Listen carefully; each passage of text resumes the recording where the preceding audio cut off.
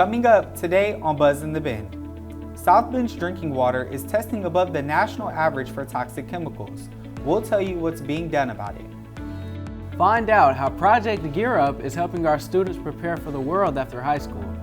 And we'll visit the only place in Indiana that helps medically fragile kids have the same experiences many of us take for granted. All this and more on Buzz in the Bin.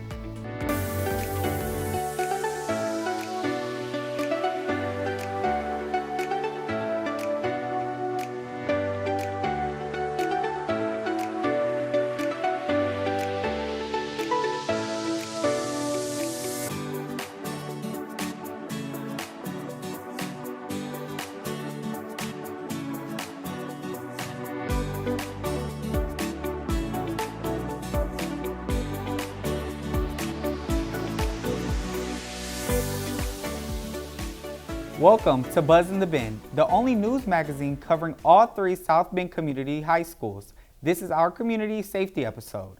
I'm Treylen Criglear from John Adams High School. And I'm Omari Williams, also from John Adams High School.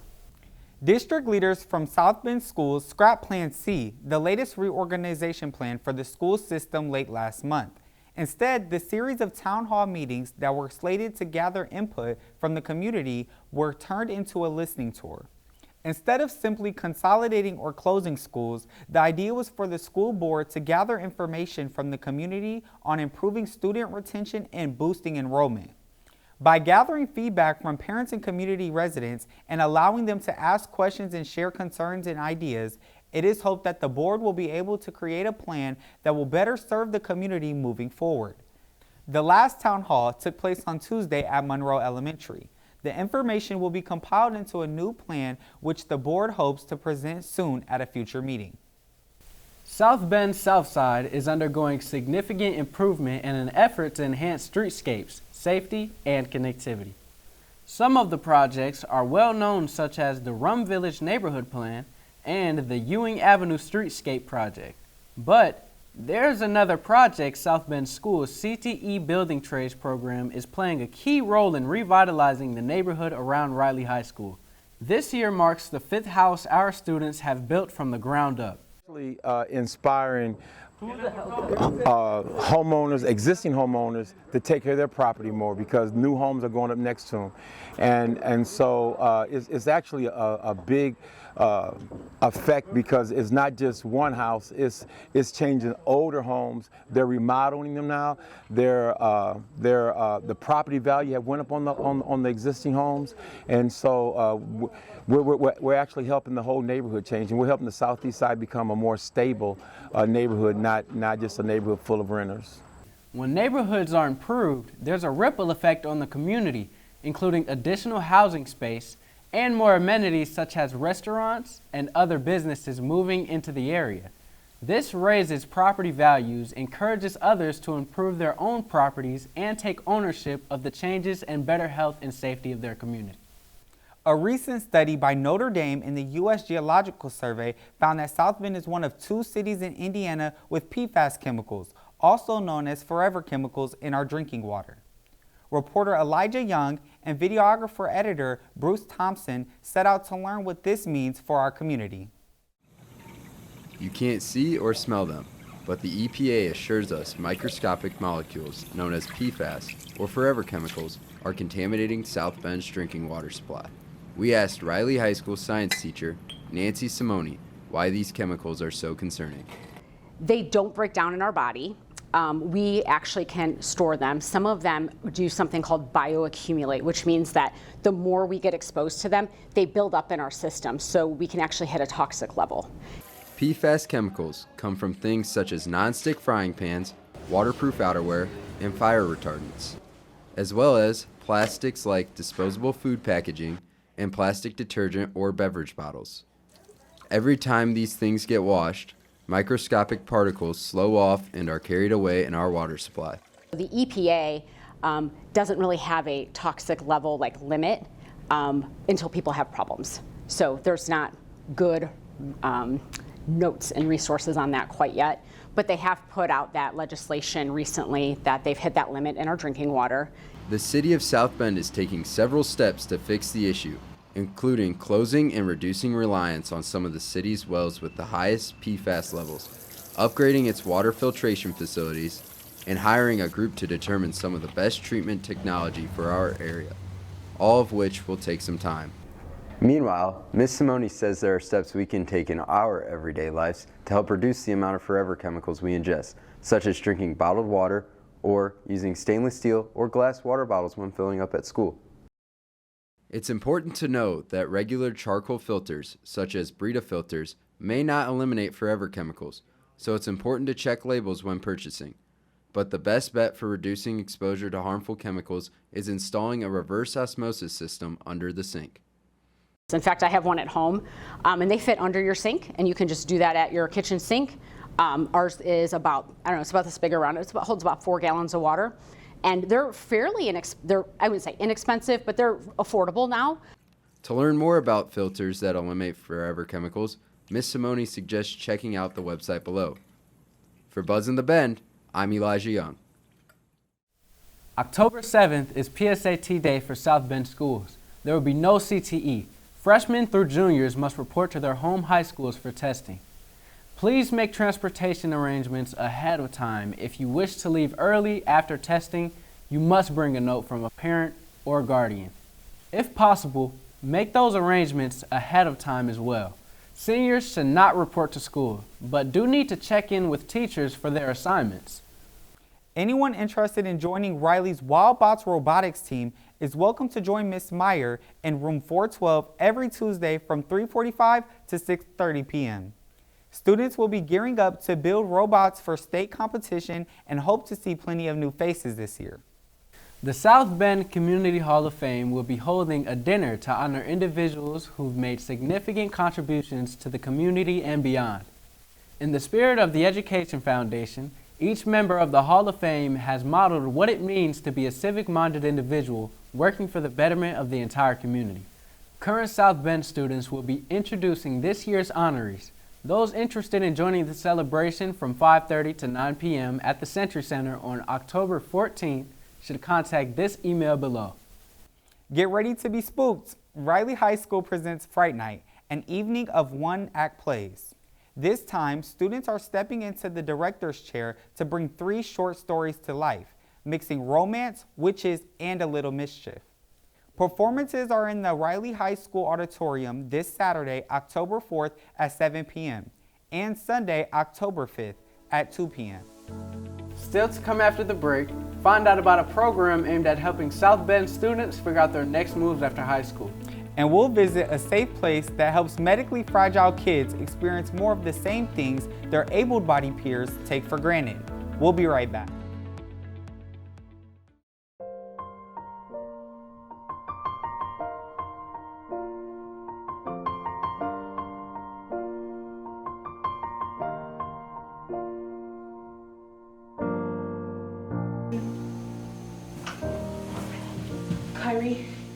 Kyrie,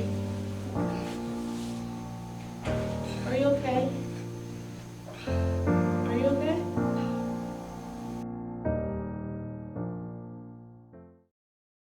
Welcome back.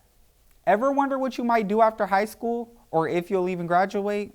Eli Bueno Pedraza brings us an interview from Project Gear Up. Coach Alex, thank you for meeting me today. I'm excited to learn more about Project Gear Up. Yeah, thank you for having me, Eli. Yeah, so my name is Alex Groves. I'm one of the graduation pathway coaches here at Riley High School. I also help service Washington High School. So we are a college and career readiness grant. Okay, and are you able to provide a rundown of what Project Gear Up is? Yeah, so Gear Up, again, it's a federally funded grant and we assist with college and career readiness. So we have 3 different objectives. The first is helping, again, with awareness and programming for college and career. The second is increasing graduation rates through these different initiatives. And then the third is family and parental awareness and support for these said initiatives, including helping with financial piece of it in terms of what they know about financial aid, how to get their student either in the next phase, whether that is post-secondary or whether that is career. Okay. And do you believe like Project Gear Up has like a major impact on students? And if so, can you like elaborate on that? Absolutely. I truly do feel that it does. Again, I do various workshops during lunchtime. That's how I'm able to service students best in my capacity. So for instance, today we did a LinkedIn workshop and shared exactly what LinkedIn is, how you can use it to leverage your network, that it's a professional social media page, and then how they can then use it as far as looking for internships, looking for mentors, following up with colleges or organizations that they're interested in staying connected with as they graduate. So and you want to make sure that you have this digital presence, if you're allowed to do so, to capture everything that you're doing. Yeah. And is there any like upcoming events that students can look out for? So at the various high school, yes, they are. Each high school has a next level grad screen, so it's a digital screen. So pay attention to where that is. It might be by your counselor's office if you're at a certain school, or for Riley's, it's right at the front main doors when you walk through. It has different activities that we have coming up. So you would see the LinkedIn workshop, but it's already passed now. We have Jalen Lee. He's doing passport or passage to elevation, where he's assisting male students who are in our cohort, so those 10th and 11th graders, with various leadership, just how to become that young man sort of workshops. We have gentlemen and scholars. They'll be helping with like mock interviews as well as professional development. Soulful Kitchen, they're doing an 18-week culinary training workshop for students, again in these said cohorts. And then we also are working with 5 Star Life, who they have a summit that is in Union, Michigan, and it's like for leadership building, team building. So those are some different things that you can look forward to with Gear Up this year. Thank you for joining us today. I really appreciate it. Thank you. Families with medically fragile children must provide around-the-clock care, which can take its toll. And of course, kids with such medical conditions need a safe place to go and just be kids, while their caregivers take much-needed breaks. Recorder Greg Harris and videographer-editor Spirit Hopkins recently visited a Rosie Place to learn more about the only facility in Indiana to offer such a service. There are over 2,000 medically fragile children in northern Indiana. When Sequoia Malone's daughter, Jersey, was 2 months old, she learned her daughter, Jersey, is one of them. Jersey had faced an anoxic brain injury. She has a lot of limitations and deficits. So she doesn't do a lot of things that other children are able to do, like run, play, blink, willingly whenever she wants to, things like that. Jersey is what's known as a medically fragile child. This is a child that requires medical intervention for just everyday living. Teal Bishop founded a Rosie Place so that families and caregivers of these kids can have a break from around-the-clock care. Here they can aid 10 beds at a time for 3 to 10 nights, no charge. This open house is to support and offer awareness to those with medically fragile children. We're very different than other facilities. Most facilities do not take these children. If they do, it's for a residential placement, and we don't want to do that. We want to support families so that the kids can stay at home. So we're the only one of our kind in Indiana, and we serve all 92 counties. So they had all of these events today to have fun. They even had Sequoia come and read her book about her daughter Jersey. I wonder what she's thinking about, and so I spent a lot of time wondering, and so I'm like, well, I can create a reality for her, and it worked. Yeah. Even more important than sharing her daughter's story, she finds this is a place where her daughter can have fun experiences, like socializing with new friends or even getting her nails done. And me, on the other hand, it provides opportunity and time for me to bond with my other children. I'm not able to be like, oh, let's go to the park out of the blue if I don't have nursing care. Through the years, they've served many children whose families feel as if a Rosie Place itself is one large family. A Rosie Place is much more than a health facility for these families. It's a place to connect and feel at home. They even have a memorial garden for clients who have passed along the way. And we make sure that families know that we will not forget them. This place is like godsend. I love this place. This is Greg Harris for Buzz in the Bend. It's fall, and that of course means football. Jesse Brownlee and Jacob Wallen bring us the latest from the gridiron. Welcome to another edition of Sports Zone. There's been a lot of interesting things happening in the high school world. Isn't that right, Jesse? That's right, Jacob. Let's dive right into this. Up first, it was homecoming for the Riley Wildcats after a parade through the South End. It was down to business with the New Prairie Cougars at Jackson Intermediate. The Wildcats were on fire. In the first quarter, quarterback Friedel throws to Tion Wadwick. He gains major yards before being pushed out of bounds. After, Friedel threw to Jaden Jett for a touchdown. The Wildcats ended on top for the first quarter, 12-0. For a good minute, the Cougars were having trouble getting on the board, But that didn't last for long. The Wildcats and Cougars were going back and forth for a while, with the Cougars winning by a measly 3 points, 45-42. The Panthers took on the Marion Knights over at School Field.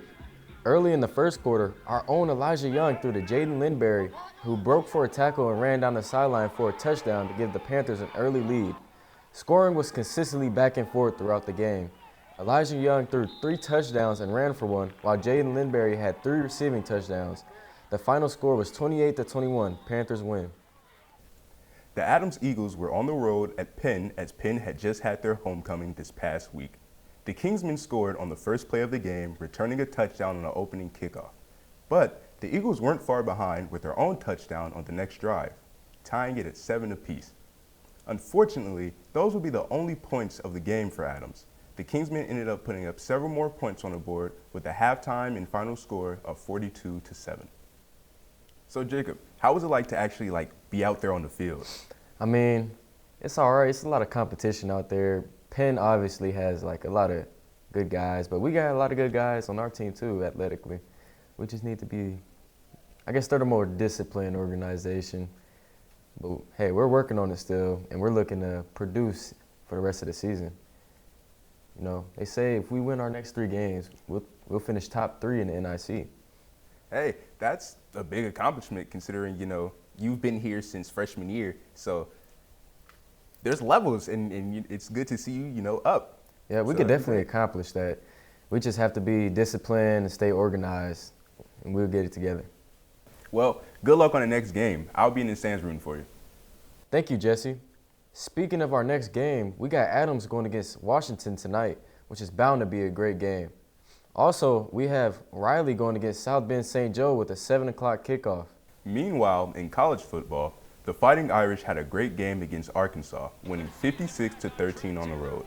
The Irish offense was potent from the start, scoring touchdowns on all 6 of its first half possessions. Quarterback C.J. Carr threw for 354 yards, and the running backs also played a big role in this game with Jeremiah Love, who had 2 touchdowns, and Jadarian Price, who had 86 rushing yards and 1 touchdown. With that being said, the offense has been looking very much improved since the first 2 games. So Jacob, how do you feel about the Fighting Irish? I mean, they've been doing better since the first 2 games, but I guess they weren't really producing the first 2 games offensively. And then I guess the defense, they pretty much got to step up a little bit as the season goes on, but they don't really play that much of good teams coming in later this season. Their biggest challenge was the first 2 games, which they unfortunately lost, but they gotta make a fight. They gotta make a real good push to get into the playoffs. Oh, seriously? So wait, are they still ranked? Yeah, they're ranked 20 something. I think last time I checked it was 22nd, 23rd, something like that. But it's been a good year for Jeremiah Love, who I think last year around at the end of the season he was up for Heisman. So maybe he could try to get him one this year if he keeps producing like he has been. That's really interesting, actually. You know what else is interesting? Sister Jean is retiring at the age of 106. The nun who gained national fame for her love of college basketball, especially Loyola University, is finally retiring after over 30 years of service as their chaplain. According to a statement from the school, the 106-year-old is no longer physically able to handle the position. In 2018, Schmidt became one of college basketball's most recognized fans as she cheered on the Ramblers during their surprising run during the men's Final Four. Schmidt was frequently caught on camera during games sitting in her courtside seat. She became a symbol of the Raiders' underdog story loved by sports fans nationwide. Well, that's just amazing. That about wraps it up for this edition of Sports Zone. Now back to Omari and Treylen. Halloween trends come and go, but we think we found one that's here to stay. Instead of decorating pumpkins, dressing up straw bales has become the new thing. Just a stone's throw from South Bend, on State Road 20 and into several rural communities, the bales of straw are taking center stage. Some are simple, such as a can of Coke or the triple berry jar of jam. Others are a lot more elaborate sculptures, such as Laverne the Steer, Wilhay Nelson, and Straw Horses. And a few have taken on whole themes, such as the Pink Pony Club or this creepy tractor.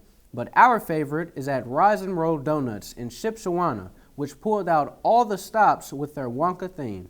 We're going to be going around handing out bags that have mystery bags in it, winning different prizes, and there will be 2 golden tickets where you actually will get a tour and have guests that you'll be able to go back behind. You'll be able to actually take donuts right off the line. You can see the Wonka Bells and get your chance to win a golden ticket for the next 3 Saturdays at Rosin Roll.